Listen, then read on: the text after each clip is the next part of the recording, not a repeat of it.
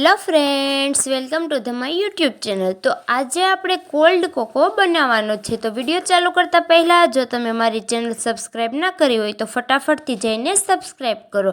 તો cold cocoa બનાવવા માટે મેં અહીં 1 લીટર દૂધ લીધેલ છે। તો અહીં આપણે દૂધને ગરમ કરવા માટે મૂકી દેવાનું છે। તો ગેસની મીડિયમ ફ્લેમ પર આપણે દૂધને ગરમ થવા માટે મૂકી દઈશું। તો હવે આપણું દૂધ ધીમે ધીમે એકદમ સારી રીતે ગરમ થવા માંડ્યું છે। તો અહીં સાઈડમાં આપણે 1 વાટકીમાં ઠંડુ દૂધ લઈશું। તેને આપણે બિલકુલ ગરમ કરવાનું નથી। તો અડધી વાટકી ઠંડુ દૂધ લીધેલ છે, તેમાં આપણે કોલ્ડ કોકો પાવડર એડ કરીશું। તો અહીં તેમાં હું 1 packet cold cocoa powder add કરું છું। તો અહીં મારે 1 લીટર દૂધ છે એટલે હું 1 પેકેટ પાવડર યુઝ કરીશ। તો હવે આપણે તેને સારી રીતે દૂધમાં એડ કરી દઈશું અને તેને હલાવી લઈશું। એકદમ લમ્સ ના રહે તે રીતે આપણે તેને ધીમે ધીમે એકદમ સારી રીતે હલાવી લઈશું, જેથી આપણે તેને દૂધમાં નાખીએ તો આપણા ગરમ દૂધમાં એક પણ લમ્સ ના રહે। એટલે તેને ઠંડા દૂધમાં જ આપણે ભેળવી દેવાનું છે। એકદમ સારી રીતે ભળી જાય ત્યાં સુધી તેને હલાવ્યા કરીશું। તો હવે આપણો પાવડર એકદમ સારી રીતે દૂધમાં ભળી ગયો છે। અહીં આ કોકો પાવડરમાં થોડી ખાંડ એડ કરેલી આવે છે, તો આપણે તે પ્રમાણે ખાંડ એડ કરવાની છે। તો હવે આપણો સારી રીતે પાવડર દૂધમાં ભળી ગયો છે। તો હવે આપણે જે ગરમ થવા માટે દૂધ મૂક્યું હતું તેને આપણે ગરમ કરી લઈશું।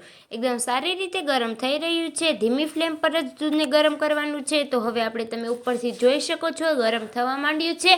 તો હવે આપણે તેમાં કોકો પાવડર એડ કરી દઈશું। તો આપણે જે દૂધમાં ભેળવીને રાખ્યો હતો તે પાવડર એડ કરી દઈશું।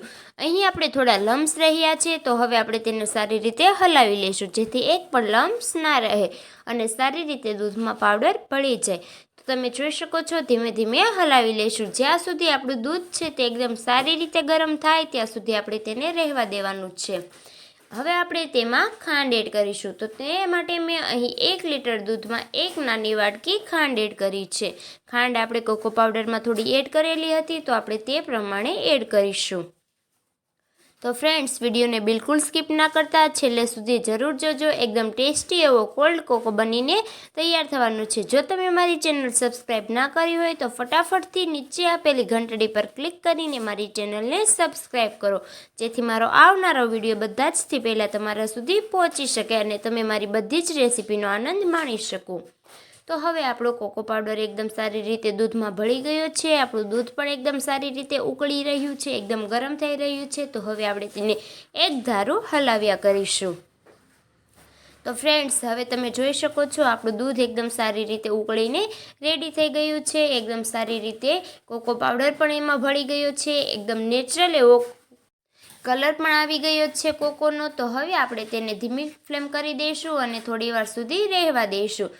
તો હવે આપણું એકદમ સારી રીતે દૂધ પણ ઉકળીને રેડી છે। આપણો પાણીનો જે ભાગ હતો તે બધો જ બળી ગયો છે, એકદમ ઘટ એવું દૂધ થઈ ગયું છે। તો હવે આપણે તેને ગેસ પરથી નીચે ઉતારીશું। એક પેનમાં પાણી લઈશું, તેમાં તે મૂકી દઈશું, થોડી વાર સુધી ઠંડુ થવા મૂકી દઈશું। તો થોડી વાર પછી તમે જોઈ શકો છો એકદમ સારી રીતે ઠંડો થઈ ગયો છે કોકો। તો હવે આપણે તેને ઠંડો થવા દીધો હતો, તો હવે આપણે તેને રેફ્રિજરેટરમાં મૂકવાનો છે। તો હવે ત્યાંથી લઈને આપણે તેને ફ્રીજમાં મૂકી દઈશું। તો 5 થી 6 કલાક માટે ફ્રીજમાં રહેવા દઈશું। તો ત્યારબાદ તમે જોઈ શકો છો એકદમ ઘાટો અને નેચરલ એવા કલર સાથે આપણો કોકો તૈયાર છે। તો ફટાફટથી સબસ્ક્રાઈબ